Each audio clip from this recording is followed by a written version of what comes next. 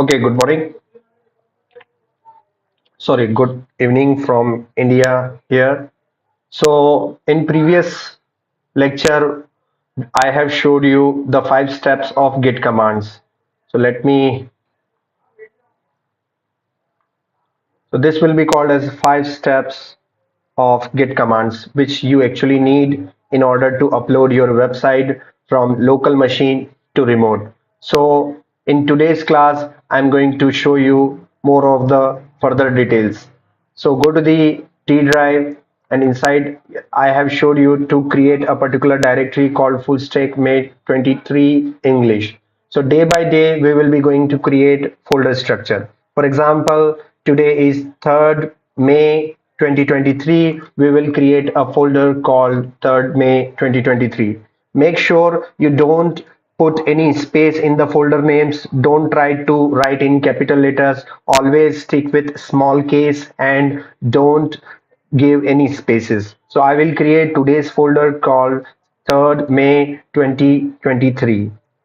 Okay, so go inside this folder and right click and click on the show more option. Here you will see this kind of terminal. Either you can choose the git bash here or you can use open in terminal. Whichever terminal you can open. Today I'm going to open the git bash terminal.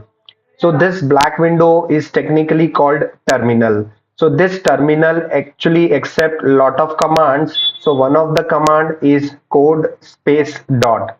You can clearly see with this button I can expand my terminal. Okay, and with the help of control and mouse scroll wheel you can maximize the font size of your terminal. You can see I have hold control key on my keyboard and mouse scroll up and down. This is way you can maximize the font size. So the first command is code dot, by which you can open your code editor. So once your code editor is opened, you are free to close this terminal. Why we are closing this terminal? Because VS Code editor has built-in terminal. So that's why we don't have to jump around from one terminal to the editor. Everything is available inside the VS Code editor. So that's why we have closed that external bash terminal and everything. Whenever we require any kind of a command to execute, we have a terminal which is built in VS Code editor. So when I click on this button, and if I want to open it again, I can go and click on the new terminal. I also have a shortcut called Control Shift and Backtick. So Control Shift and Backtick, I can click, and this way I can open the terminal window. So let's create today's first file which we are going to create, and the name of the first file must be index.html. So always write the extension as .html. The first file name of the web page must be index. So we will be going to write the basic structure of HTML5, and that basic structure start with a doc type. The first tag is called doc type. This doc type tags tells the browser that which version we are using. So if you write doc type HTML, it means we are using HTML5. If you see any kind of other doc type tag here, that would probably means that we are not using HTML5. So let me show some of the doc type tags in HTML. You just write doc type tags in HTML and you see lots of declaration, lots of doc type tags. Like this is your HTML5 doc types, and there are lots of other doc types. So let me open a new slideshow for you. So this is my doc type tags. So I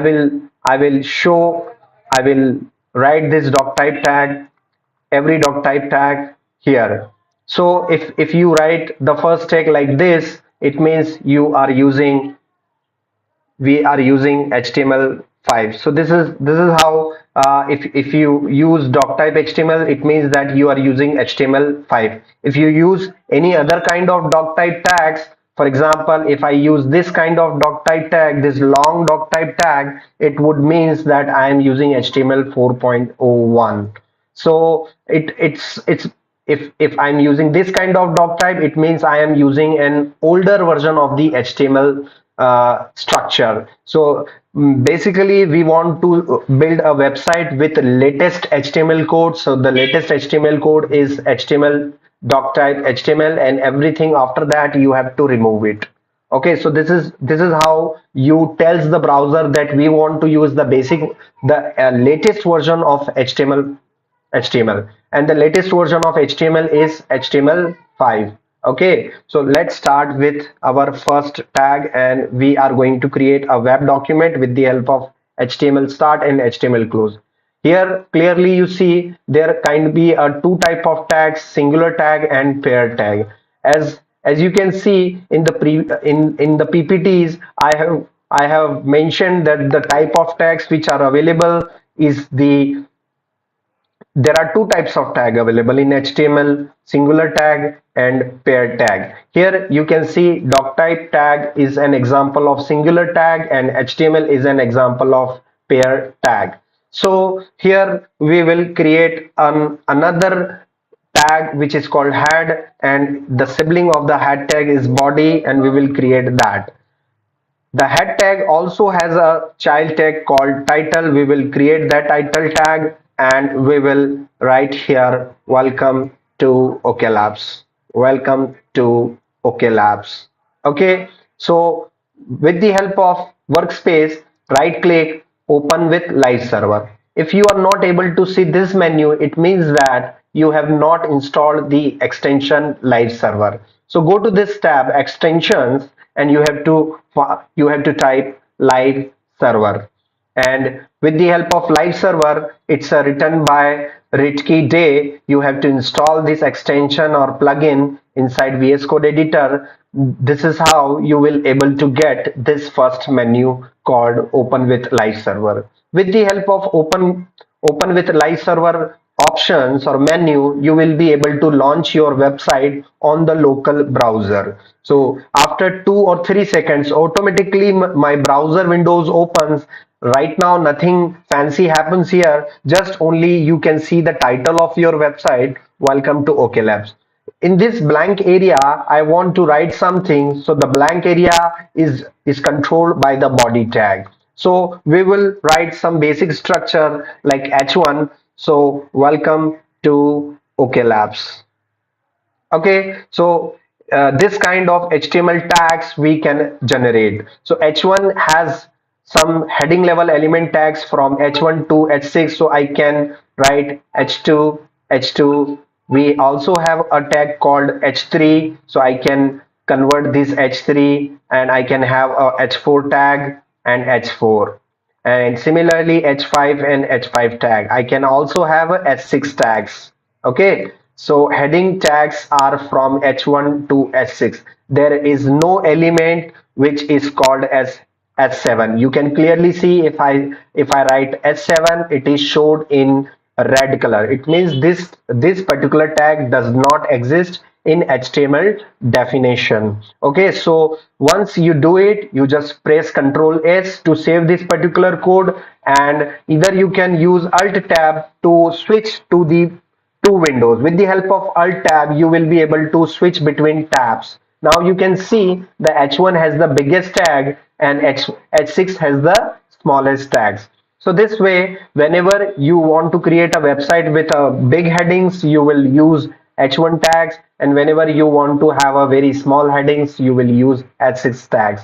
Now let's talk about the images. What happen if we want to integrate an image in our website? In order to integrate an image, what you have to do in your folder structure, you have to create a folder called img, because it's a best practice to organize your content of the website in a proper folder structure. For example, I want to store some images in my website, so I would store those images in img folder.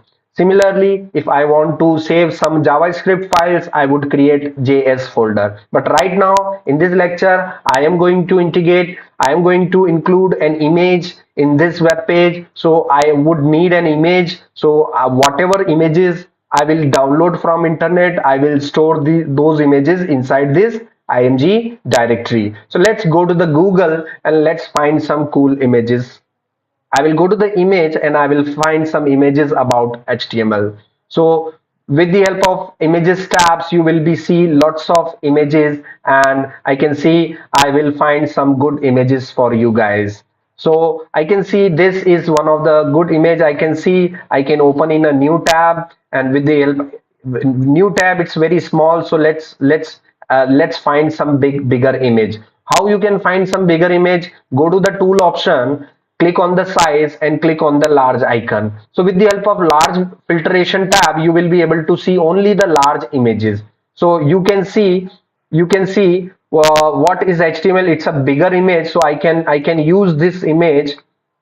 Now you can see this is a very big image because I have used filter called large. So this is how you can find one of the images, right click, save, and try to save in your project directory. So you can clearly see in the D drive, I have created a folder called full stack May 2023 English, and then the day on which I'm working is the 3rd May. So go inside the 3rd May, go inside the img and try to store this image with a simple name called 1.jpg or 1.png. Try to save these files and close the tab, go to the editor. Now expand this img file and you will be able to see the image.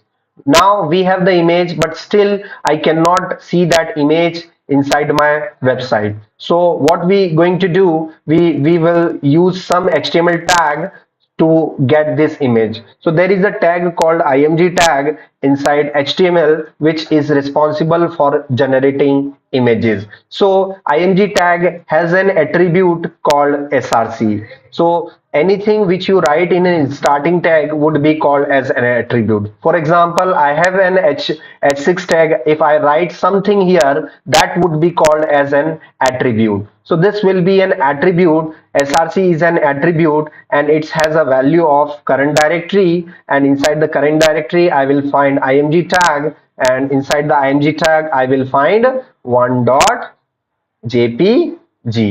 Okay, this is the relative address of this file. Now click on the save button. You can click on the save, or you can press Control S on your mouse. The only thing is to notice that you are not able to see any white dot here. If you are able to see the white dot here, it means your file is not saved. You can clearly see here, you can see this white dot, it means my file is not saved. Now I am going to press Control S. Now you can see the white dot has been removed. It means that my file is saved. Now I can refresh it, and you can clearly see I have some h1 to h6 tags, and I can have an image. Now it's time to upload this particular website to the internet. So what we can do, first of all, we will go to our repository. I will go to my repository. I will go to the github.com. Okay, I will sign in, and these are the repository which I have created so far. So I will create today's repository called 3rd May 2023, and the topic we are going to use is the HTML and img with deployment, anything like this with deployment. Okay, so I have created this repository, and there are two kind of repository which you create, public or private. If you are in a learning stage, if you are just studying and learning purpose, I recommend you create public repositories. And if you are working in a private company, the projects of the companies are confidential. At that time you will create which kind of repository? Private. So right now you are in learning stage, so we will create the public repository. You also have to add a readme file and then click on the create repository. Okay, so this is the first step you have to follow. You have to create a repository on the github.com. So what is GitHub? GitHub is a website which store our source code. Right now my source code is available inside my computer, my laptop. I want to upload this source code on GitHub website. So what is the steps? The first steps is to follow the 5 steps of Git commands. For that, you have to go to the PPT and you will open the 23rd slide number and you will see the 5 steps of Git command. The first command is to initialize the Git repository. So I will open my terminal. So if you don't see the terminal, I have showed you Control Shift and backtick is the shortcut. If you don't like shortcut, you can use the menus, terminal and new terminal. This is how you can open the new terminal. So there are 5 steps of Git commands. The first command is git init. Okay, after git init, you have to follow the second command. The second command is git remote, git remote add origin and repo link. So you can clearly see repo link is wrapped inside angle bracket. It means the whatever here will come a unique name. So I will get my repository name somewhere from here. You can clearly see this is my repository name and I will get this repository name from here. So git add dot, git remote add origin and the repo link, and the third command of git repository or the git commands is staging. It's called staging. So what we have to do, we have to stage our data. So I want to stage everything which is available inside the current directory. This dot means current directory. So everything which is inside the dot is called current directory. It means everything including this folder, this image and index file. I want to stage all these files inside the staging area of Git. So you can clearly see I have executed all these commands step by step. Now the fourth command is committing. So the command is git commit -m and whatever I have done. So I have added an image. So I will write and commit this. Now it's time to upload your code. So push means upload. Push means uploading your code. Pull means downloading your code. So here I am pushing my code. It means that I am uploading my source code from local machine to online cloud. So I'll be going to use git push origin and the branch name. So the last is the branch name. So the default branch which we upload to the GitHub is the master branch. So once you write this command, press enter and wait couple of seconds and you will eventually see an arrow master. If you see this master arrow master, it means you have successfully uploaded your source code from local machine to the GitHub website. Now go to the GitHub website repository landing page. You will see a yellow message. You see master had a recent push less than a minute ago. It means it is telling that master branch has something new 1 minute ago. So right now you can see there is no master branch. For that you have to refresh this page. Once you refresh this page, again go to the drop down and you will see a master submenu. Click on that and you will be able to see the index file and the img folder. Now I have successfully uploaded my source code. It's time to make this website live to the internet, because this is the objective of today's class, is to upload the source code and make it live on the internet. So in order to make your website live onto the internet, you have to follow some steps. So first of all, you have to go to the settings tab and here you will find a menu called pages. This pages is called GitHub pages. This section is called GitHub pages.